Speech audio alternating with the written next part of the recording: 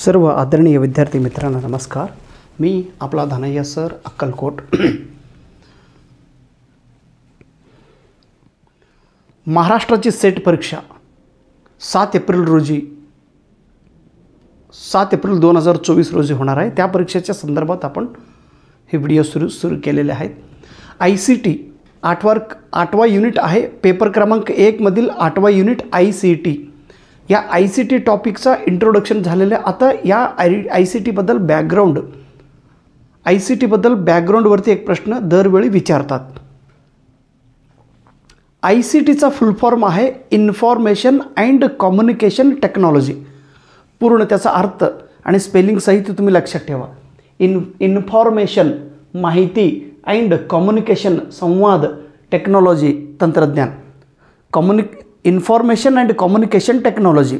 हा information and communication technology या शब्दांचं उत्पत्ती, ह्याचं निर्मिती IT या शब्दापासून झालेले आहे।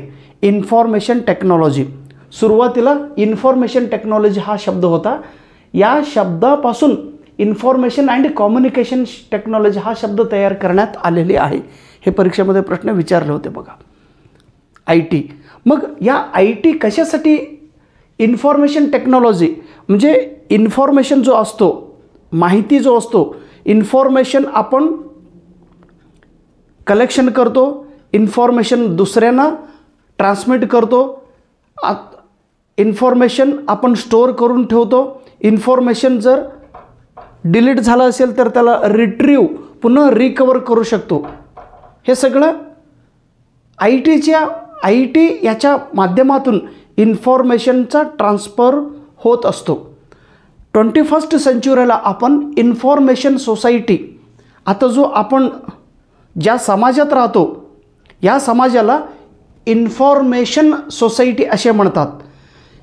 जगातील कुठल्याही प्रदेशात, कुठल्याही देशात एखादी घटना घडलं तर तो घटना इमिडिएटली कंप्लीट जगभरात पसरतो।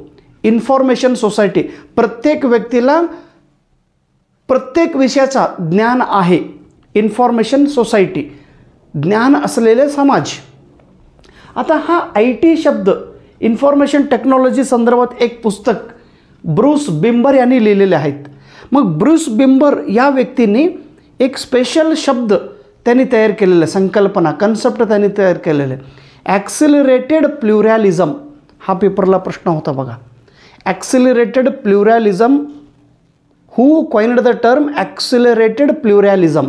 ब्रूस बिम्बर यांनी काय म्हणतात बघा। ॲक्सिलरेटेड म्हणजे स्पीड वाढणे, आणि प्लुरॅलिझम म्हणजे प्लुरॅलिझम अनेक, मेनी। ॲक्सिलरेटेड प्लुरॅलिझम या कन्सेप्टचा वापर पहिल्यांदा ब्रूस बिम्बर यांनी केलेला आहे। इन्फॉर्मेशन सोसायटीमध्ये ॲक्सिलरेटेड प्लुरॅलिझम वाढत जातो। तुम्हाला फक्त हे असा प्रश्न विचारतात, ब्रूस बिम्बर यांनी कोणता कन्सेप्ट इंट्रोड्यूस केला? ॲक्सिलरेटेड प्लुरॅलिझम। आता या ICTला आपण डेव्हलपमेंटल टर्म असे म्हणतो। डेव्हलपमेंटल हा विकास होत असलेला शब्द। It is transforming the term. ICT is a developmental term, it is not fixed term. हा विकास होत आहे, विकासात्मक शब्द म्हणजे ICT।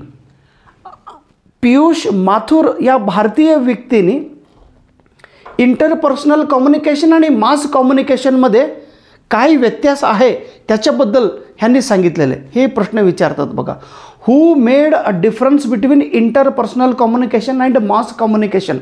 इंटरपर्सनल कम्युनिकेशन म्हणजे दोन व्यक्तीमध्ये होत असलेल्या संवादाला इंटरपर्सनल कम्युनिकेशन असे म्हणतात। मी आणि तुम्ही, दोन व्यक्तीच, फक्त दोन व्यक्तीमध्ये जर संभाषण होत असेल, दोन व्यक्तीमध्ये इंटरॅक्शन होत असेल, दोन व्यक्तीमध्ये कम्युनिकेशन होत असेल तर त्याला इंटरपर्सनल कम्युनिकेशन।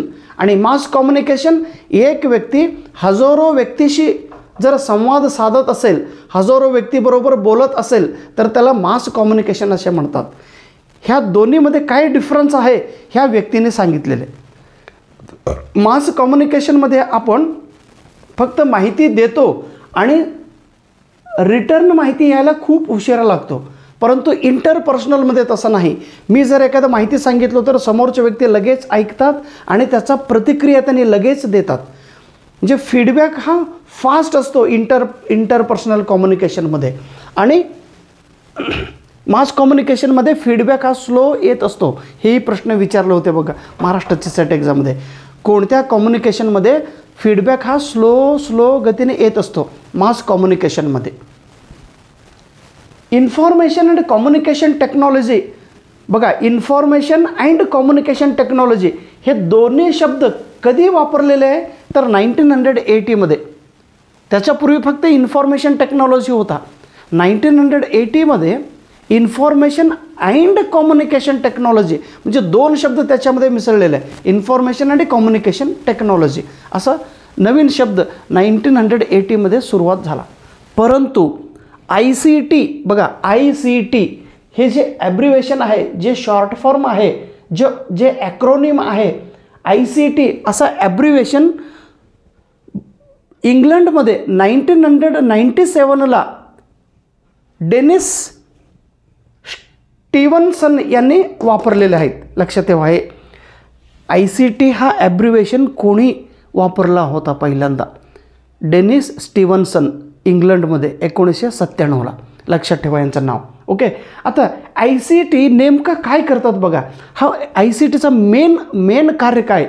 ॲक्सेस म्हणजे त्याचा तो विषय ॲक्सेस करणे, तो विषय शोधून काढणे, तो विषय स्वीकारणे, ॲक्सेस तिथंपर्यंत जाऊन तो माहिती गोळा करणे, ॲक्सेस करणे, सर्चिंग करणे, ॲक्सेस म्हणतो आपण. म्हणजे सर्वांना उपलब्ध व्हायला पाहिजे अशा रीतीने ICTचा वापर होत असतो. ICT एखादं इन्फॉर्मेशन प्रत्येकाने ॲक्सेस करण्यासाठी उपलब्ध करून देत असतात. रिट्रीव, एखादं इन्फॉर्मेशन डिलीट झालं असेल तर तो रिकवर करता येतो. आणि स्टोर, इन्फॉर्मेशन एका ठिकाणी त्याला स्टोर करून त्याला रक्षण करून ठेवता येतो. आणि ट्रान्समिट, एका प्रदेशापासून दुसऱ्या प्रदेशाकडे आपण त्याला ट्रान्समिट करू शकतो. जे ट्रान्समिट म्हणजे एका स्थळापासून दुसऱ्या स्थळाकडे पाठविणे. आणि मॉडिफाय, इन्फॉर्मेशनला थोडं चेंजेस करून आपण पुढं पाठवू शकतो. इन्फॉर्मेशन डिजिटली म्हणजे डिजिटली माध्यमातून इन्फॉर्मेशन आपण ॲक्सेस करतो, ॲक्सेस करतो, स्टोअर करतो, रिट्रीव करतो, ट्रान्समिट करतो आणि मॉडिफाय करतो. कशाचा? इन्फॉर्मेशनचा.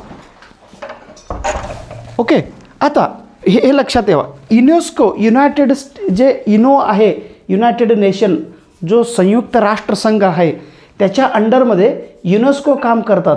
या युनेस्कोने, लक्षात ठेवा, हे नेट एक्झाममध्ये विचारलेले प्रश्न आहे. युनेस्को यांनी ICTबद्दल कोणत्या व्याख्या सांगितलेल्या आहे? ICTबद्दल कोणत्या व्याख्या? प्रश्न असा होता, ICTबद्दल लिहिलेले हे सेंटेन्स कोणी लिहिलेले आहे किंवा कोणी सांगितलेलं आहे? युनेस्कोनं सांगितलेलं. युनेस्को काय सांगतात बघा, ICT can contribute to the universal access to education. ICT हे जगात प्रत्येक व्यक्तीला शिक्षणाचा फायदा व्हायला पाहिजे, शिक्षणाचा प्रचार, शिक्षणाचा संधी प्रत्येक व्यक्तींना उपलब्ध व्हायला पाहिजे. जगातील प्रत्येक व्यक्तीला शिक्षणाची संधी उपलब्ध करून देण्याची कामं ICT ही करू शकतात. ICT can contribute to universal access to education, equity in education, शिक्षणामध्ये समान संधी, शिक्षणामध्ये निष्पक्ष संधी म्हणजे भेदभाव न करता प्रत्येक व्यक्तीला शिक्षणाचा संधी उपलब्ध करून द्यायला पाहिजे. आता लक्षात घ्या, एक उदाहरण म्हणून सांगतो. तुम्ही सगळं आता यूट्यूब पाहत आहात. ओके, तुम्ही कुठला धर्माचा आहे, कुठला जातीचा आहे, कोणता लँग्वेज तुम्ही वापर करताय, कुठल्या जिल्ह्याचा विद्यार्थी आहे, कुठे राहतात, हे कशाचाही बंधन न करता, तुम्ही श्रीमंत आहात का, तुम्ही गरीब आहात, तुम्ही पांढरे आहात का, तुम्ही काळोबा आहेत, तुम्ही विठोबा आहे, तुम्ही काय आहे, हे काहीही बघत नाही. इक्विटी इन एज्युकेशन, प्रत्येकाला, इंटरनेट हा प्रत्येकाला निष्पक्ष न करता भेदभाव न करता प्रत्येकाला मुक्तपणे उपलब्ध असतो. फक्त त्याचा वापर तुम्ही कसा करून घेताय हे तुमच्यावर डिपेंड आहे. The finger is in your, you can use your finger for typing. तुम्हाला काय पाहिजे ते दाखवायला इंटरनेट तयार आहे, परंतु पाहणारं तुम्ही आहे. तुम्हाला काय पाहिजे हे तुम्ही ठरवा. ते तुम्ही काय म्हणताय ते सगळं देतात. हे नाही नाही, तुम्ही काळोबा आहे, तुम्हाला दाखवत नाही. तुम्ही पांडोबा आहे, तुम्हाला मी दाखवत नाही. तुम्ही गिटगो आहे, तुम्ही लंबू आहे, हे काय बघत नाही. ICT can provide equity in education. त्याच्यानंतर the delivery of quality learning and teaching. बघा, टीचिंग अँड लर्निंग हा क्वालिटी म्हणजे उत्कृष्ट दर्जाने शिक्षण मिळाला पाहिजे. उत्कृष्ट रीतीने शिक्षण जे learning and teaching process quality व्हायला पाहिजे, त्याच्यामध्ये हा ICTचं काम करत असतो. टीचर्स प्रोफेशनल डेव्हलपमेंट, शिक्षकांचा प्रोफेशनल डेव्हलपमेंट होण्यासाठी ICT काम करत असतो. आणि गव्हर्नन्स अँड ॲडमिनिस्ट्रेशन, सरकार चालवण्यासाठी आणि ॲडमिनिस्ट्रेशन करण्यासाठी ICTचा मदत होत असतो. अशी सेंटेन्स कोणी सांगितले? युनेस्कोनं सांगितले, लक्षात ठेवा.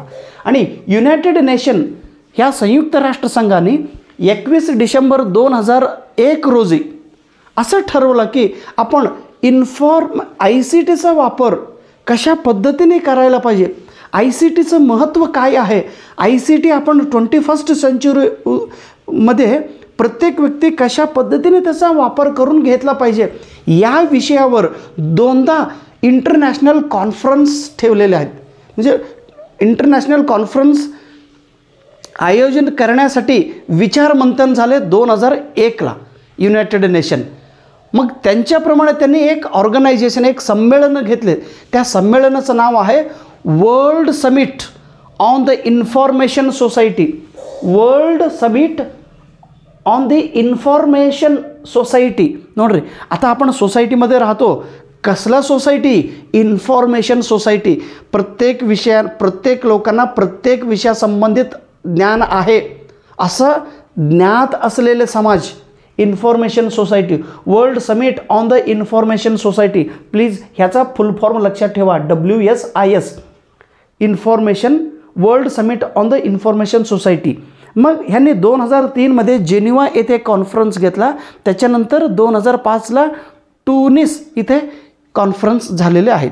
मग त्या कॉन्फरन्सप्रमाणे, ह्या दोन्ही कॉन्फरन्सप्रमाणे 17 मे या दिवसाला जागतिक, लक्षात ठेवा, इंटरनॅशनल काय म्हणतात, वर्ल्ड इन्फॉर्मेशन सोसायटी डे, हे लक्षात ठेवा. वर्ल्ड इन्फॉर्मेशन सोसायटी डे म्हणून साजरे करायला सुरुवात झालेली आहे 17 मे.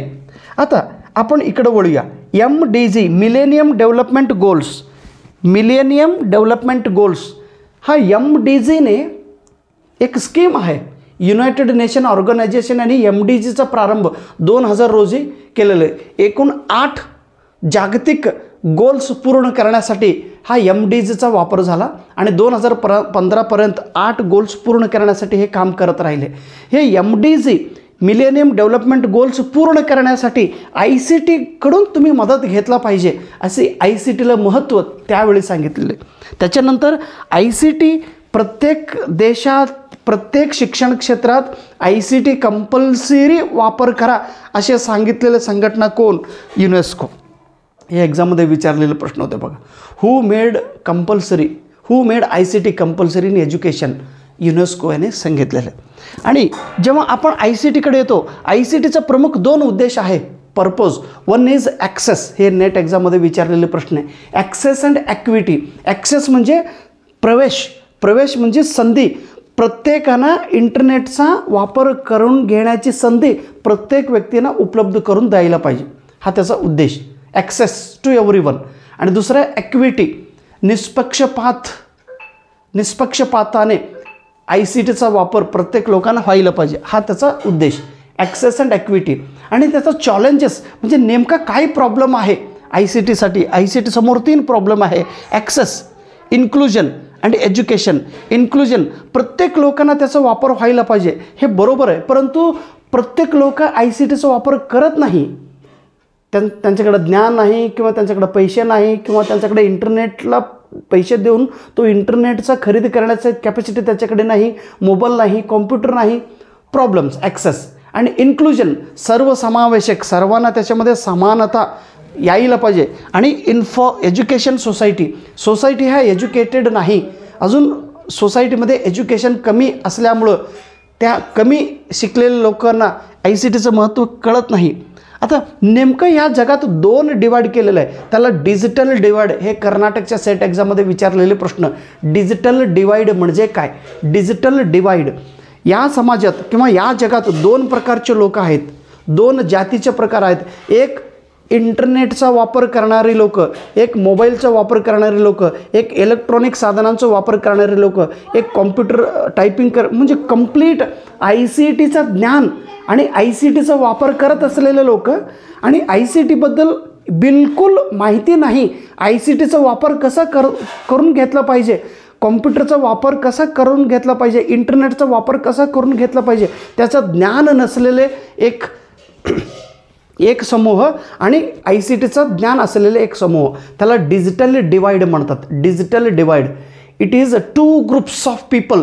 One group is knowing the knowledge of computer or internet or information technology, and another group is unknown to the ICT. They don't know the ABCD about ICT. They don't आपण काय म्हणतो, literate ICT, illiterate ICT. ICTबद्दल निरक्षर, ICTबद्दल निरक्षर, म्हणजे साक्षर आणि निरक्षर.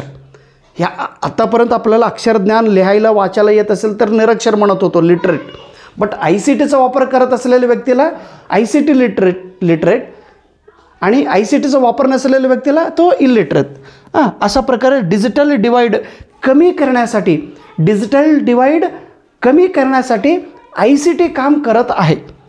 Okay, ICTचा वापर आता सध्या सगळ्यात जास्त युनायटेड अरब एमिरेट्स आणि डेन्मार्क या राष्ट्रांनी करीत आहेत, आणि भारत देश 1 ते 31 नंबरवरती आहे. ICT डेव्हलपमेंटल इंडेक्सच्या रूपाने, ICT डेव्हलपमेंट इंडेक्स याच्याप्रमाणे भारत देश 131व्या क्रमांकावर आहे. ओके, आतापर्यंत आपण नेमकं परीक्षेला येणारी घटकावरती आपण चर्चा केलेली आहोत. जे काही मी बोर्डवर लिहिलेलं आहे, कृपया हे सगळं टर्म्स तुम्ही तुमच्या नोटबुकमध्ये लिहून काढा. Okay, thank you so much. नमस्कार.